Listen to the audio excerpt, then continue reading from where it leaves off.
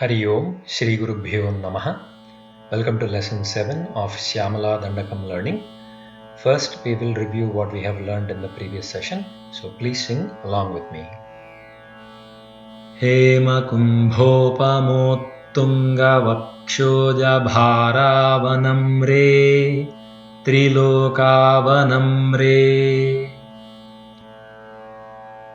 लसद्वृत्तगम्भीर नाभीसरस्तीर शैवालशङ्काकर श्यामरोमावळी भूषणे मञ्जुसम्भाषणे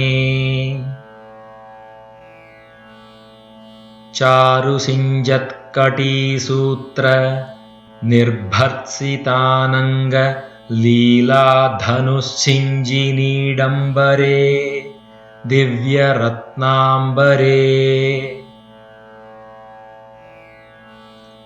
पद्मरागोल्लसन्मेखलाभास्वर श्रोणिशोभाजितस्वर्णभूभृत्तले चन्द्रिकाशीतले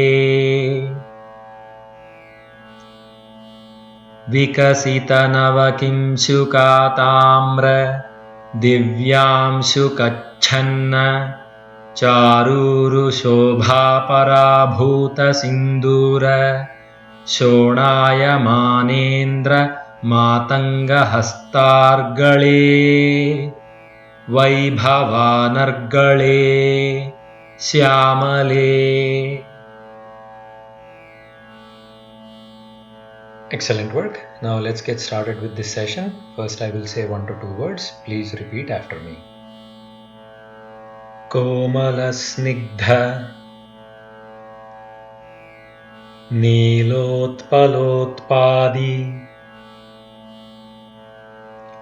तानङ्गतूणीर शङ्काकरोदार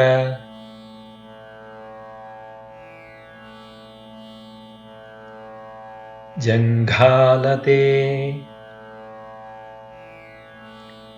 चारुलीलागते नम्रदिक्पाल सीमन्तिनी कुन्तलस्निग्ध नीलप्रभापुञ्ज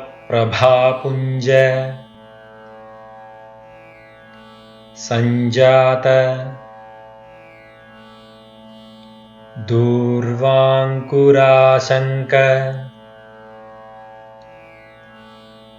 सारङ्ग संयोग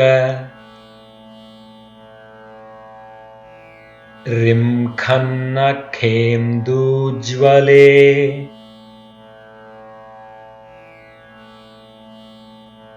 once again रिंखन्नखेन्दूज्ज्वले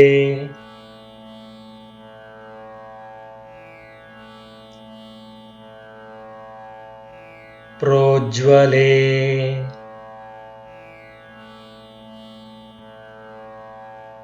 निर्मले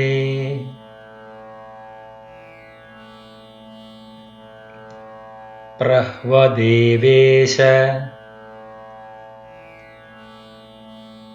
लक्ष्मीश भूतेश लोकेश वाणीश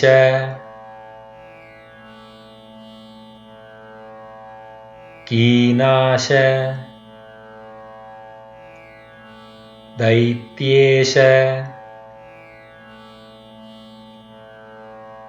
यक्षेश वाय्वग्नि कोटीरमाणिक्य संघृष्ट बालातपोद्दाम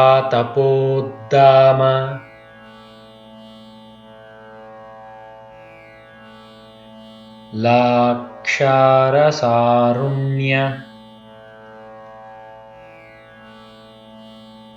तारुण्य लक्ष्मीगृहीताङ्घ्रिपद्मे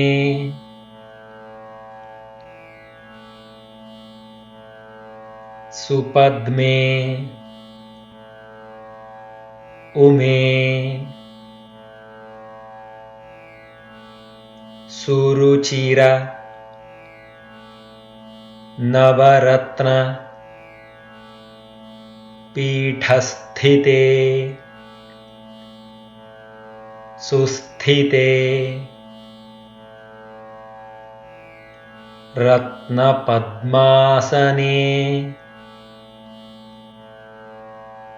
रत्नसिंहासने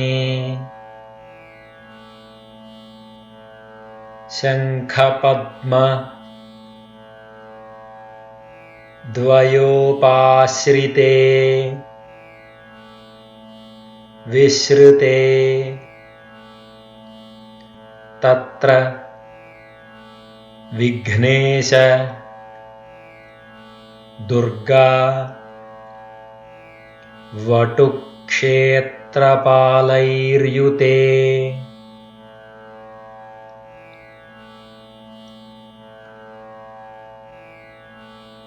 Excellent work. Let's do that one more time. 1 to 2 words. Please repeat after me. कोमलस्निग्ध नीलोत्पलोत्पादी तानङ्गतूणीर शङ्काकरोदार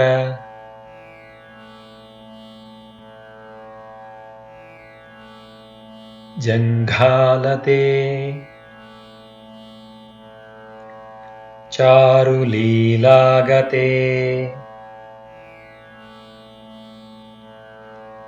नम्रदिक्पाल Simantini कुन्तलस्निग्ध नीलप्रभापुञ्ज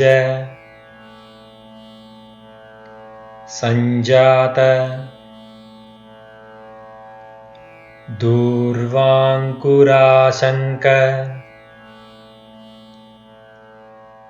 Sarang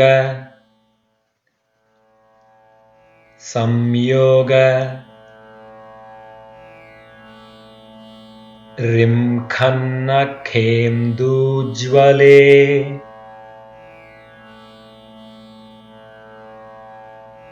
once again रिंखन्नखेन्दूज्ज्वले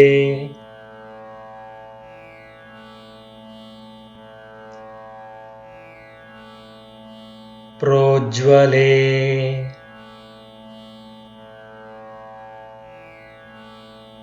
निर्मले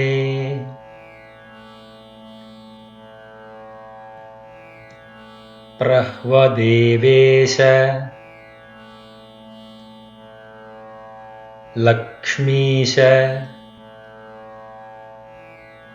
भूतेश लोकेश वाणीश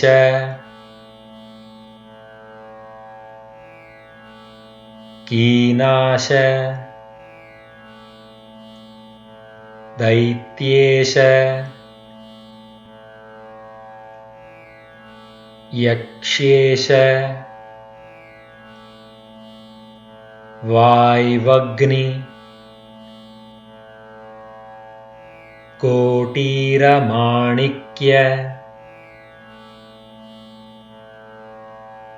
संघृष्ट बालातपोद्दाम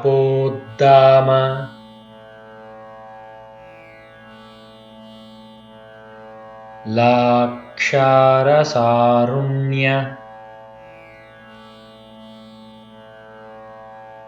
तारुण्य लक्ष्मी गृहीताङ्घ्रिपद्मे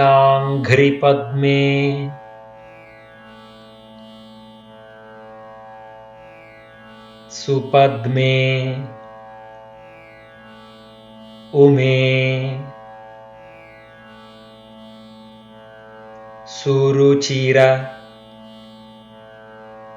नवरत्न पीठस्थिते सुस्थिते रत्नपद्मासने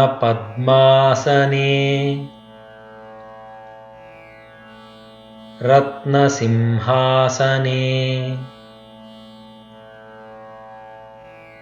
शङ्खपद्म द्वयोपाश्रिते विश्रुते तत्र विघ्नेश दुर्गा वटुक्षेत्रपालैर्युते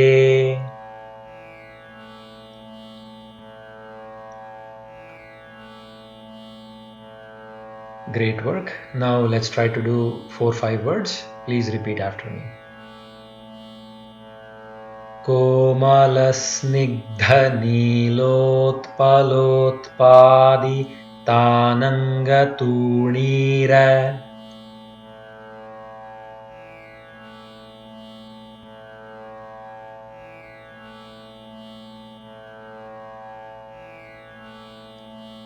शङ्काकरोदारजङ्घालते चारुलीलागते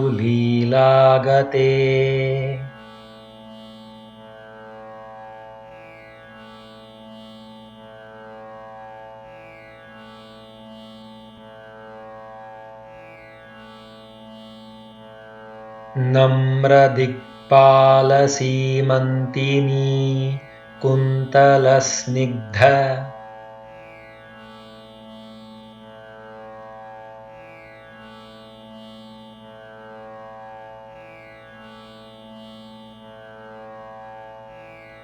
नीलप्रभापुञ्जसञ्जात दूर्वाङ्कुराशङ्क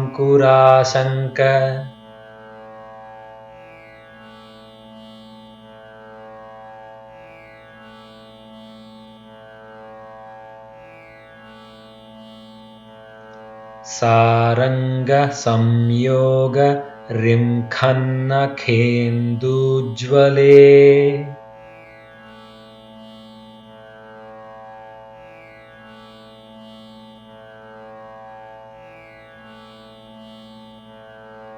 प्रोज्ज्वले निर्मले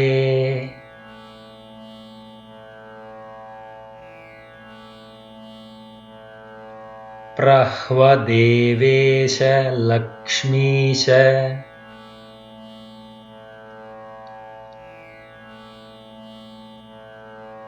भूतेश लोकेश वाणीश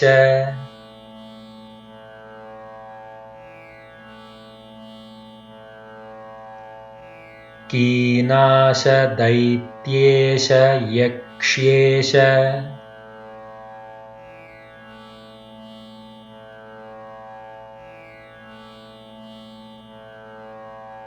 वाय्वग्निकोटीरमाणिक्य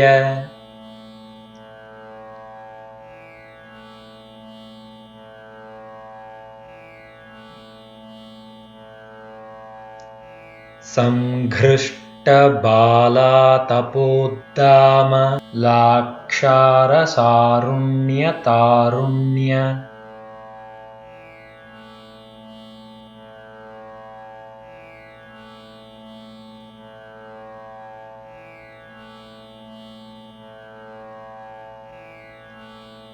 Lakshmi गृहीताङ्घ्रिपद्मे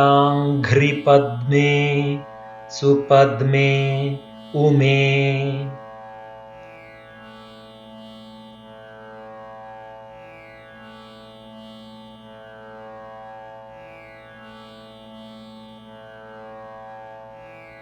सुरुचिरनवरत्नपीठस्थिते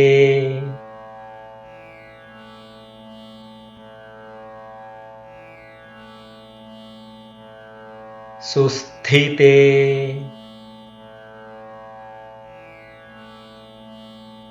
रत्नपद्मासने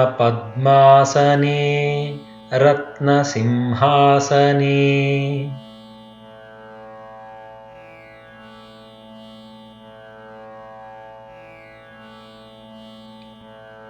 शङ्खपद्मद्वयोपाश्रिते विश्रुते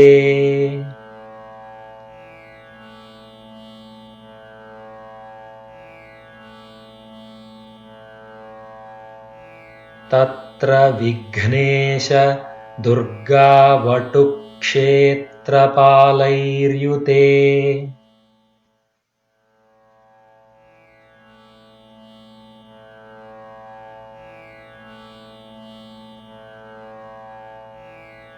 Excellent work. Now let's recite the slokas together. Please sing along with me. कोमलस्निग्धनीलोत्पलोत्पादितानङ्गतूणीर शङ्काकरोदारजङ्घालते चारुलीलागते नम्रदिक्पालसीमन्तिनी कुन्तलस्निग्ध नीलप्रभापुञ्जसञ्जात दूर्वाङ्कुराशङ्कसारङ्ग संयोगरिंखन्न खेन्दूज्ज्वले प्रोज्ज्वले Nirmale